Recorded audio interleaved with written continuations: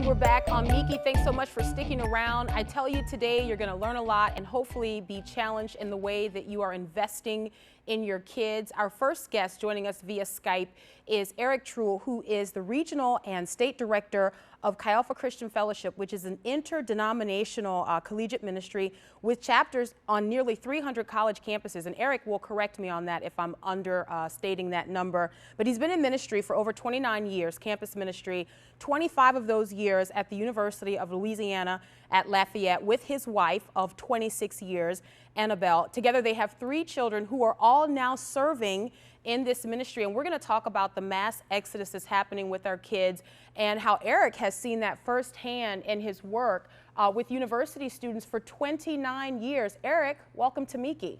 Hey, Meeke, it's great to be with you this morning. Oh, thank you so much for taking time out to do this, because I know that when you're in campus ministry, you don't keep hours. So it's not like 9 to 5. It's kind of around the clock.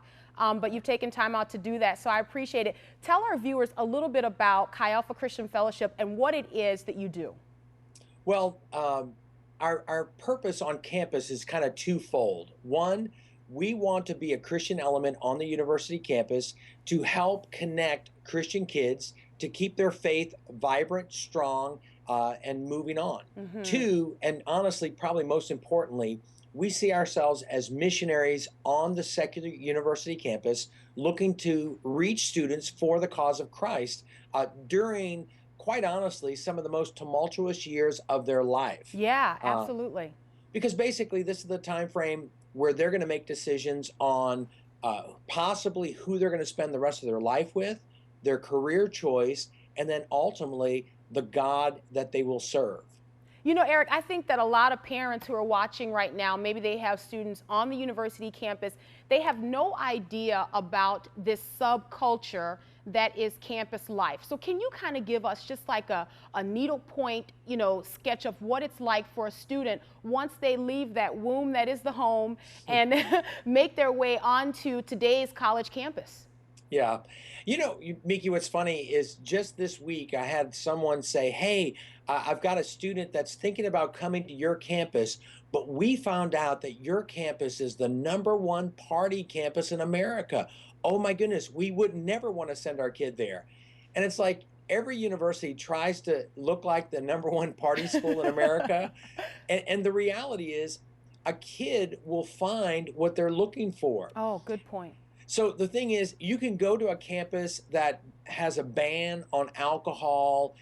You can go to any campus anywhere. But if a kid wants to find alcohol, if a kid wants to find a party, if a kid wants to find something, they're going to find it. Yeah. And it's just that typically you have kids coming from all different kinds of backgrounds, maybe some from sheltered lives, and then all of a sudden, man, they're thrust into the middle of kind of the real world.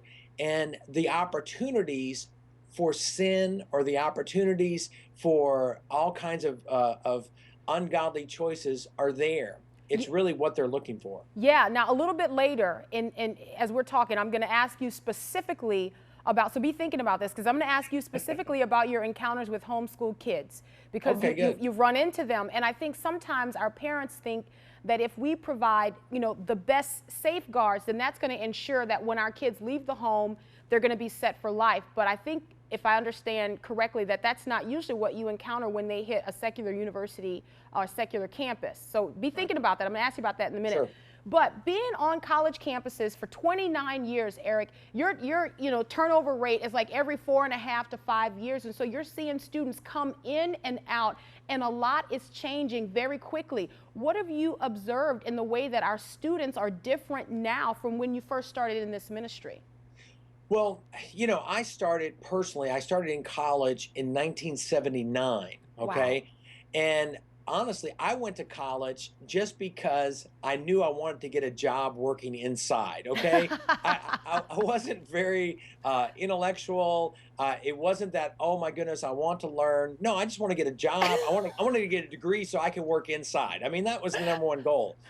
And from my time in 79 to today, honestly, today students are a lot more serious about their education. I have watched that shift. We've got kids that are coming this the current generation, people refer to them as the millennials. Okay. This is a group that they really feel like they're going to change the world, and they're very motivated about doing things. Sometimes they're just not directed in doing the right things per Yeah. se, Yeah.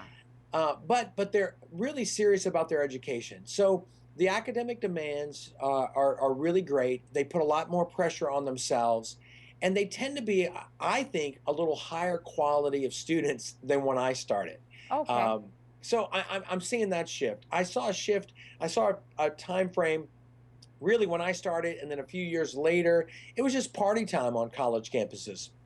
Well, those attitudes have kind of changed. Most universities are trying to be very serious. They're trying to eliminate a lot of distractions for students.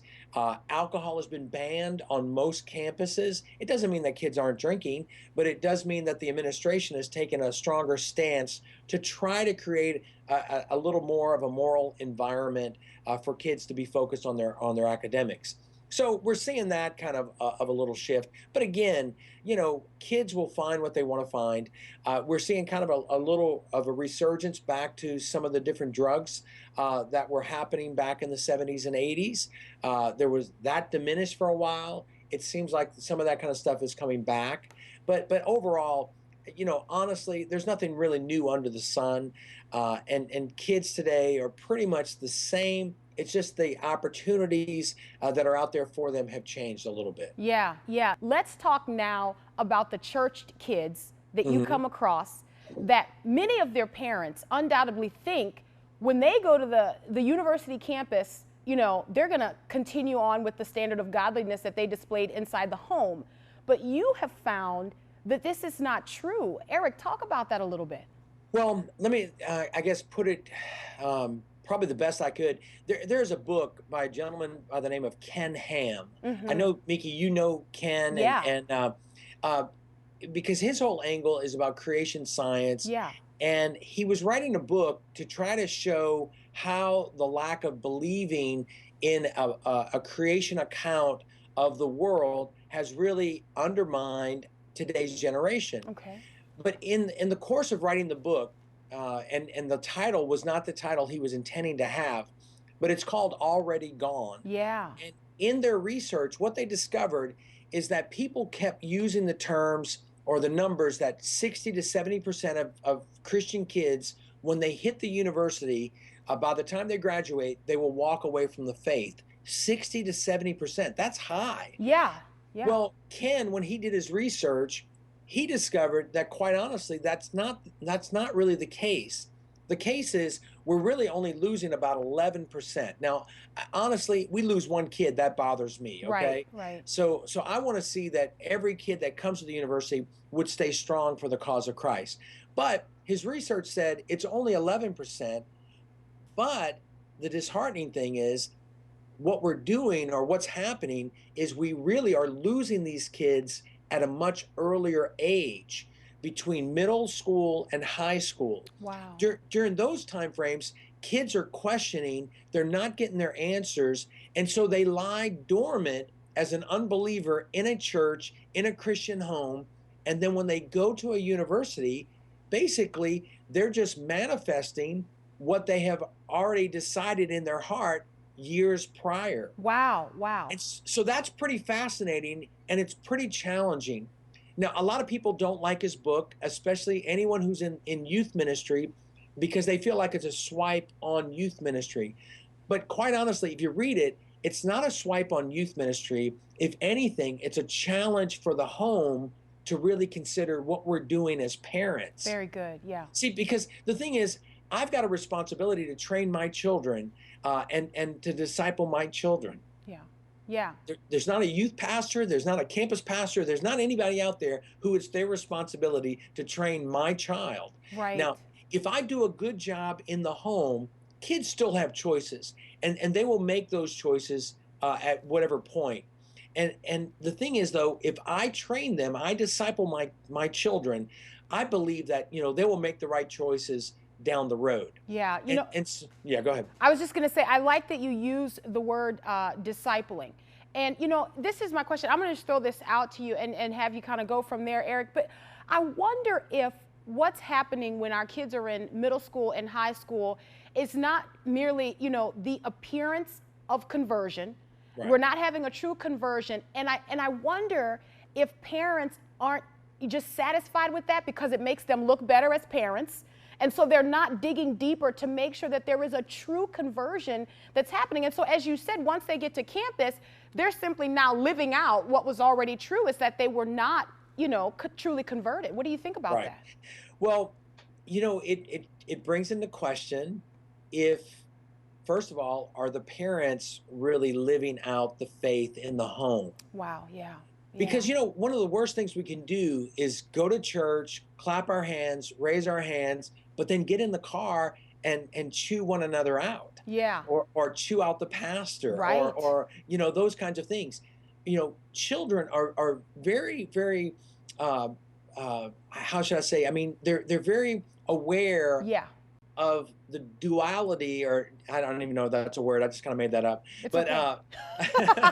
the dual nature Yeah. that oftentimes people have in living out their faith. They act one way in church, they act another way at home. So it does bring into question if parents are really living it out. That's one. Two, oftentimes, as a parent, I know, I mean, I had 3 kids. We always think we have more time than what we actually have. We've got to be, on point at any opportunity. There are learning opportunities as we lie down, as we wake up, as we live our lives. These are opportunities for us to help train our children and to teach them biblical principles.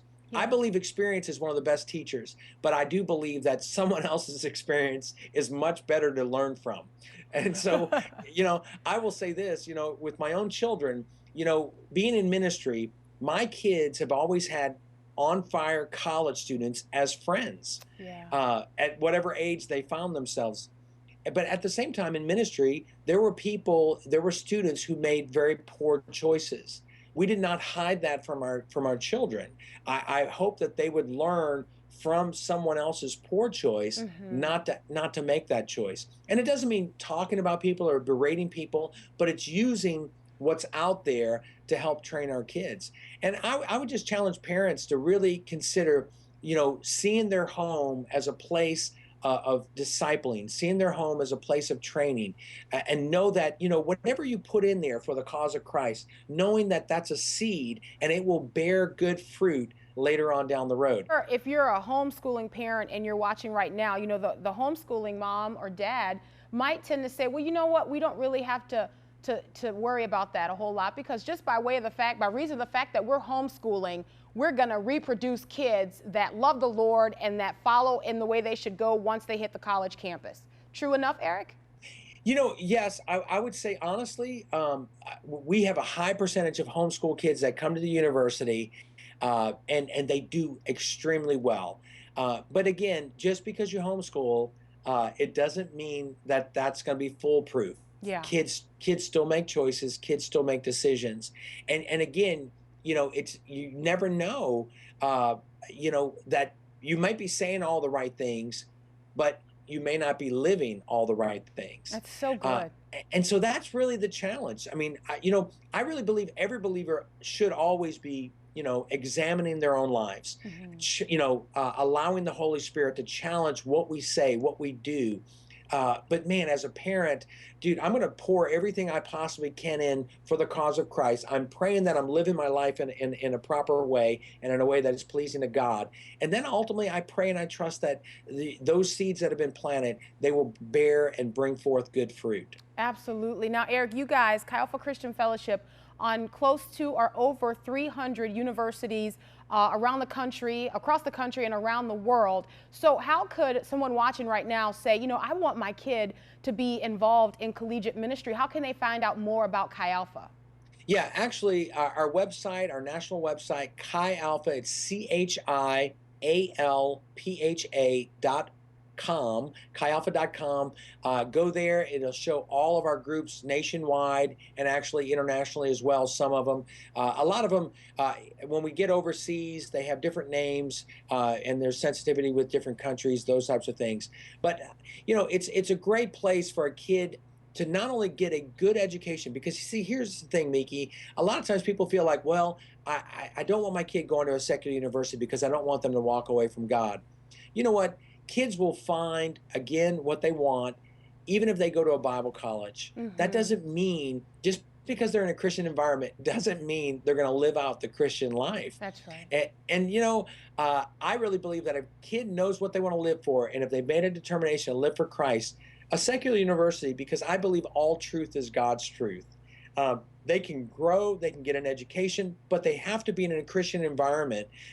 That's the reason why they've got to connect with a campus ministry, either Chi Alpha, the Baptist Collegiate Ministry. There's a number of other good ministries out there that it's so important for a kid to get involved and connect with. Very good. Eric, I can't believe it. We're out of time. Thank you so much. We'll have to do this again. Sure. Eric Treuil, Regional and State Director of Chi Alpha Christian Fellowship. We're back in 2 minutes, and I've got my youth and culture expert in studio with me, Teddy James. Don't miss